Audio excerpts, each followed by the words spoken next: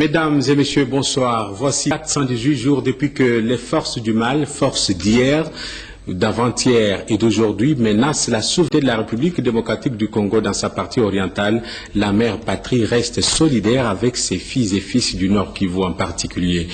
Bienvenue à cette dernière édition d'information dont voici rapidement le sommaire. Tarda Onitibousso, ça disent les latinistes, et le retardataire mange les os. Obeng Minaku, président de l'Assemblée nationale, tape du poing sur la table et donne 40 heures aux retardataires pour prendre place à bord du train de la nouvelle Commission électorale nationale indépendante. Et puis autre chose, c'est que la nuit cache, le jour le révèle, disait un poète, les 10 derniers conteneurs de matériel de la cimenterie de la province orientale mystérieusement portés disparus depuis 3 ans au port de Matadi viennent d'être découverts par le ministre de l'Industrie. Les détails dans ce journal. Et puis enfin, bien entendu, une première pour la République démocratique du Congo, pays hôte qui organise du 6 au 8 juin prochain le 10e congrès des radiologues. Voilà tout comme principale nouvelle de ce journal. Et bienvenue à tous, mesdames et messieurs. Pour commencer, un mot sur les travaux d'Addis Abeba hier dimanche où la première réunion du mécanisme du suivi de l'accord cadre s'est tenue. Les dirigeants de la CIRGL et de la SADC, signataires de cet accord, ont pris part à cette réunion à laquelle le secrétaire général de l'ONU et Mme Nkosi Zana de la Commission de l'Union africaine ont également assisté. Kibambe Somoué, Issa pour le reportage. 3 mois après la signature de l'accord cadre pour la paix, la sécurité et la coopération pour la République démocratique du Congo et la région de Grand Lac, le président de la République Joseph Kabila Kabange et les autres dirigeants africains de la CIRGL et de la SADC se sont retrouvés dans le cadre de la première réunion du mécanisme régional des suivis de cet accord en présence du secrétaire général de l'ONU qui a approuvé le rapport présenté par la commission socio-culturelle. Il s'agit du rapport sur le projet de loi relatif à la mutualité. Bertin Kofo, Issa Osso et John Kalimba pour le reportage.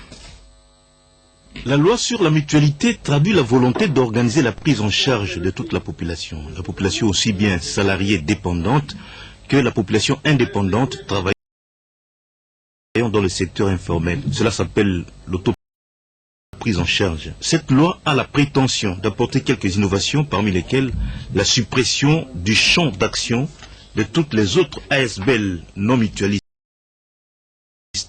la fixation des principes fondamentaux auxquels les mutuelles, les unions et autres fédérations de mutuelles doivent satisfaire pour garantir l'agrément, l'élargissement de la couverture des risques à la majorité de la population active.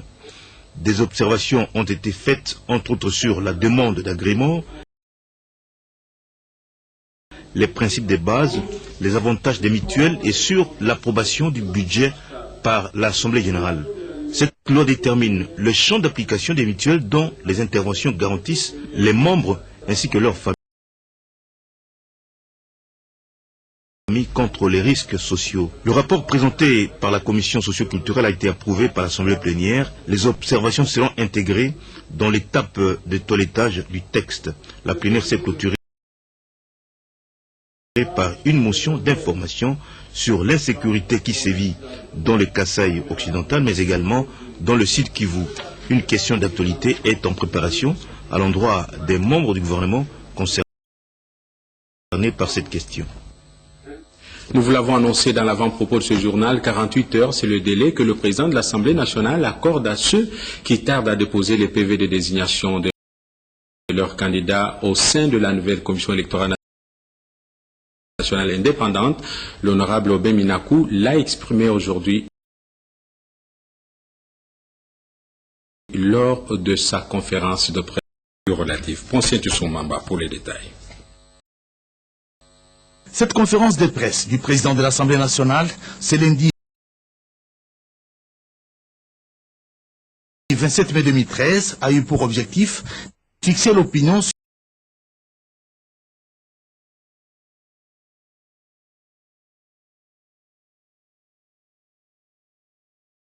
sur le processus de la mise en place de la nouvelle commission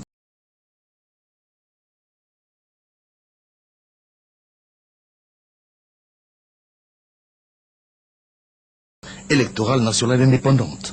Si les composantes prévues ont déjà déposé les procès-verbaux de leurs candidats, l'UNC et alliés tardent encore à révéler l'honorable Beminakou. Aujourd'hui, un groupe de GPNDS a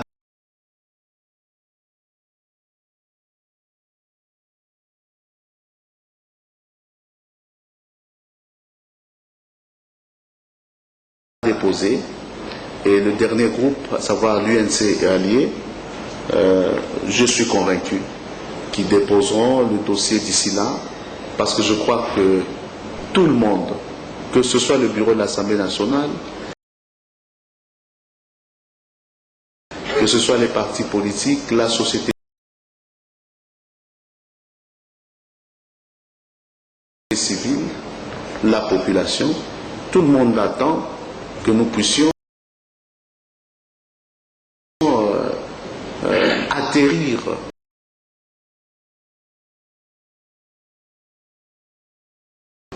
en respectant le délai légal de 45 jours.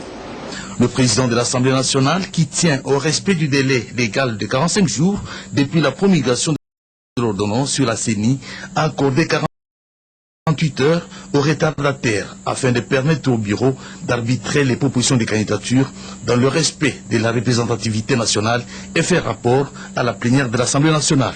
Parlant du porte-parole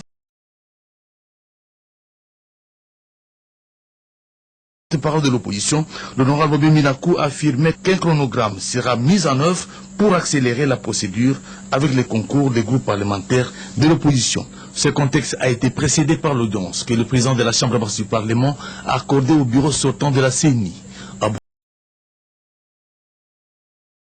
Abordé par la presse, le vice-président de cette institution d'appui à la démocratie, Jacques Ndouli, a précisé que l'heure est au préparatif de la remise et reprise pour assurer la continuité des activités électorales du prochain bureau en composition. Réduire la distance entre les électeurs et leurs bureaux de vote, c'est l'objectif de l'opération de mise à jour de la cartographie des bureaux de vote organisée par la CENI.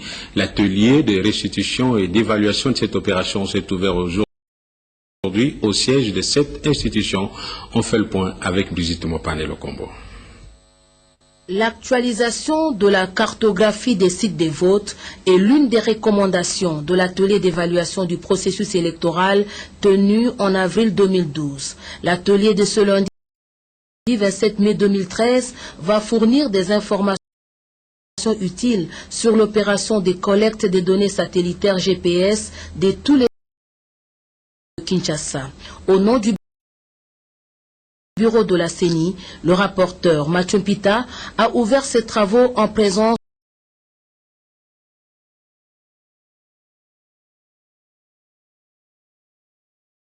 du secrétaire général au ministère de l'Intérieur, du directeur de l'Institut géographique du Congo et du responsable du système d'information géographique de la MONUSCO. Cette collecte sera possible doit nous permettre, au finish, de procéder à l'impression avec précision de la cartographie de tous les bureaux de vote, tous les bureaux de dépouillement disséminés à travers la République démocratique du Congo. Participent à cet atelier les agents et cadres de la CENI et de l'assistance électorale intégrée.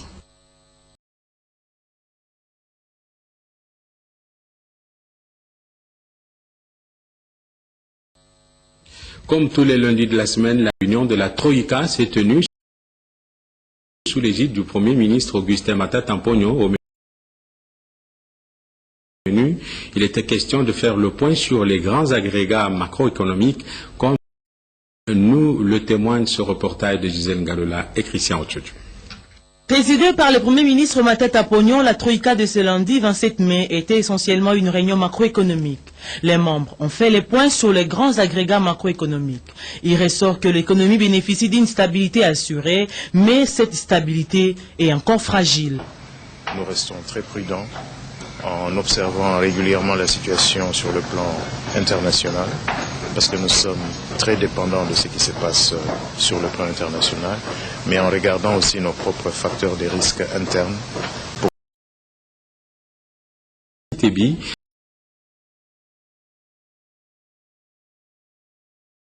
En voici un extrait sélectionné pour vous par Joël Lungueza. Vous savez qu'il y a une très grosse interpellation qui vient à la fois de la population, du chef de l'État, du Parlement, parce que justement il y a des critiques qui sont émises pour dire que la croissance ne profite pas à un grand nombre. Et c'est vrai, il faut le reconnaître en tant que tel. La croissance pour l'instant ne profite pas encore au grand nombre. Mais lorsque vous êtes dans le fond d'un trou, l'effort que vous faites, c'est d'abord de sortir de ce trou. Et même lorsque vous arrivez sur la terre ferme, ce n'est pas évident que vous commencez à courir tout de suite. Nous venons de passer pratiquement 3 années où du comité de pilotage de ce grand projet du gouvernement. Pour en savoir plus, suivons ce reportage de Pierre Mbouyu Saïdi et Kamba. Après la mise en place du guichet unique intégral par le gouvernement de la République, c'est l'heure des structures et des mécanismes de son fonctionnement. 3 ministres membres du gouvernement, celui de l'économie et commerce, Jean-Paul Nemoyato Baguebole, des transports et voies de communication, Justin Kalumba Mwanangongo, et le vice-ministre des Finances, Roger Chulungu, ont réfléchi sur les modalités pratiques de son fonctionnement. Il y a 2 semaines, nous nous sommes réunis autour du vice-premier ministre et ministre du budget pour présenter l'évolution du dossier de recrutement de l'opérateur devant installer le guichet unique intégral. À l'issue de cette réunion qui a validé la procédure, il a été recommandé au ministère de l'économie et du commerce de préparer l'avant-projet de contrat qui doit être soumis en discussion entre nos experts et les experts du soumissionnaire recruté. C'est très important parce qu'il s'agit des intérêts stratégiques du pays. Il faut que les gens qui vont négocier avec les partenaires aient un profil conséquent. Du fait de son importance et de son urgence, une deuxième réunion est prévue le mardi 28 mai prochain et sera élargie aux experts qui interviennent dans la mise en route de ce grand projet du gouvernement. La radio-télévision nationale congolaise au pas de la modernité. Ce jour, le ministre des tutelles a procédé à la remise des outils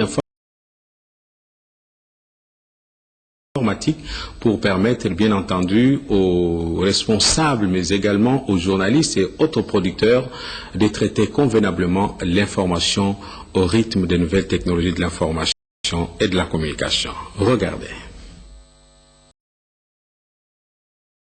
Les agents et cadres de la radio-télévision nationale congolaise, chaîne officielle de la République démocratique du Congo, doivent s'adapter aux exigences de la nouvelle technologie. Nouvelle technologie, entendez, l'utilisation de l'outil informatique. C'est seulement à ces prix que la RTNC peut réellement répondre à l'appel du chef de l'État, celui de la révolution de la modernité. Avec cette acquisition des nouveaux ordinateurs, les journalistes, qui jadis avaient l'art de la plume, vont désormais utiliser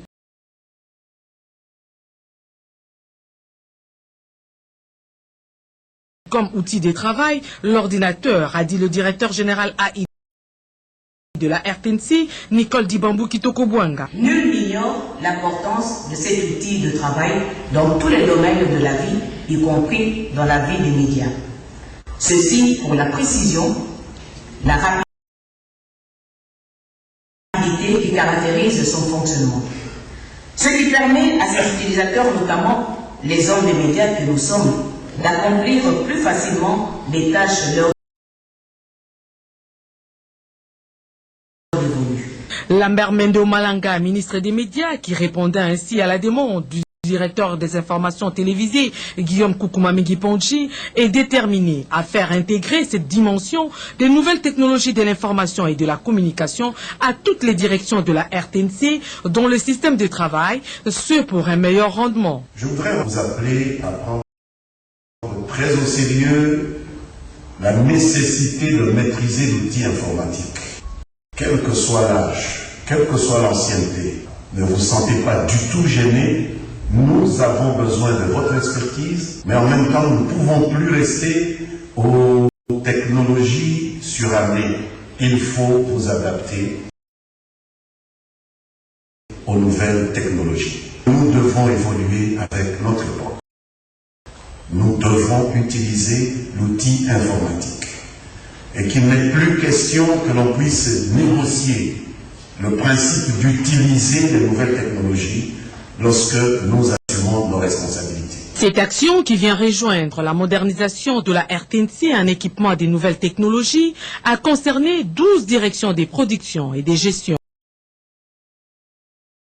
De quoi réjouir les agents et cadres de la RTNC qui entrent ainsi dans les standards internationaux de la communication. Un reportage d'Angèle Mabiala-Landou. Nous allons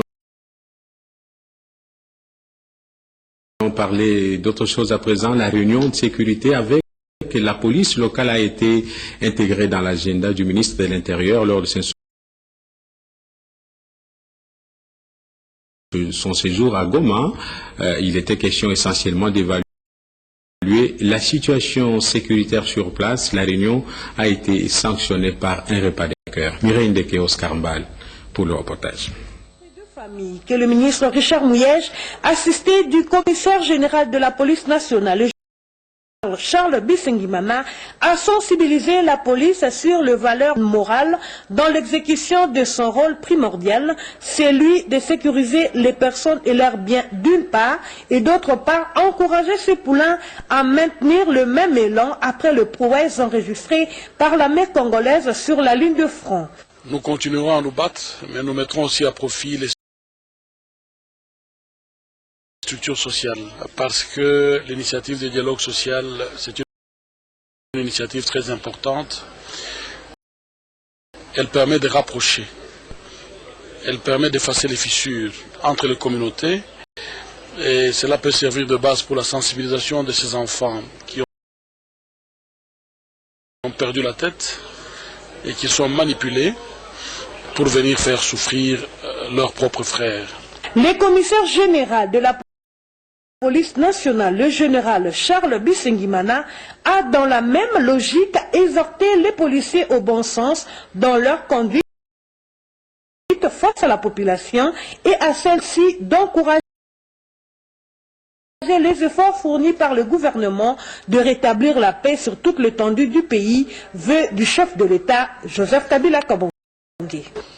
Demander à la population de Goma également de garder l'unité nationale pendant cette période de trouble, pour que la population garde son unité et qu'elle évite les divisions, parce que c'est de ça que cherche l'ennemi pour pouvoir affaiblir la population du Nord Kivu. À Dar es Salaam en Tanzanie, il s'est tenu la 18e session ordinaire de l'association des polices des pays membres de la SADC. Le général Charles Bissengimana, commissaire général de la police de la RDC, a conduit la délégation congolaise à ses assises. Reportage. Dar es Salaam, capitale tanzanienne, a abrité cette 18e assemblée ordinaire de l'association de la police des pays membres de la SADC, SARPECO. La police nationale congolaise y a été représentée par le commissaire général de la police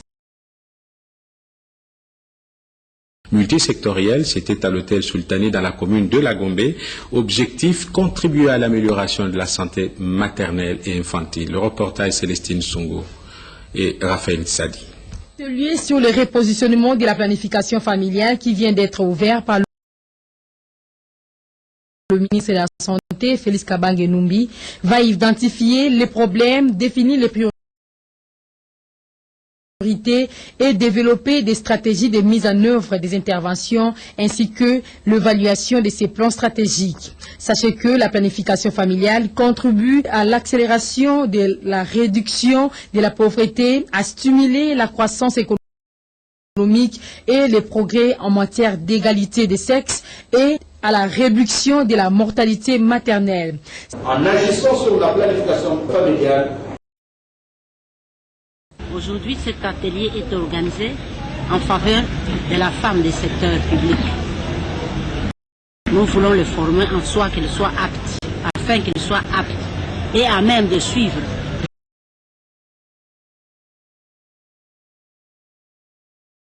réaliser et faire accomplir au gouvernement les objectifs qu'il s'est assignés.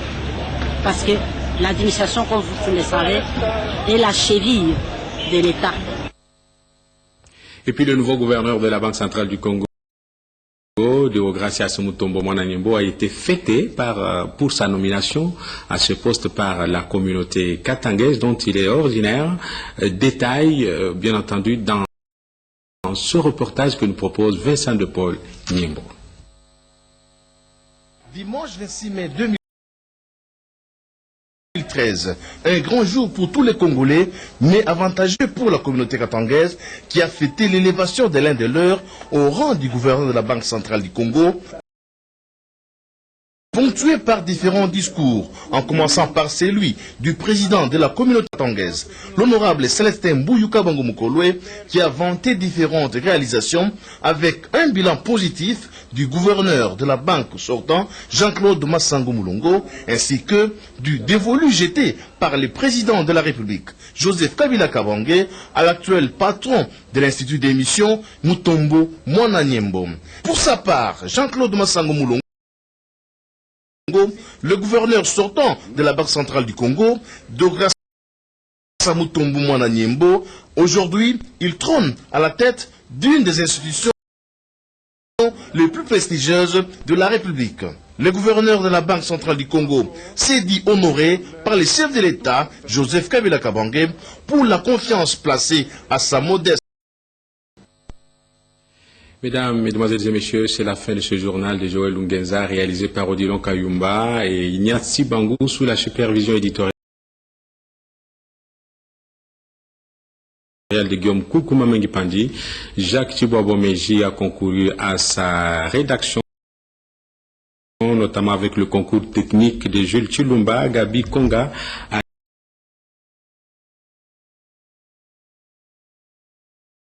Alain Galia et Chico Kalonga Bipendo. Quant à moi, je vous retrouve le lundi prochain avec le même plaisir. Demain à 7h30, vous retrouverez de Jean Djoubou pour une nouvelle présentation. D'ici là, portez-vous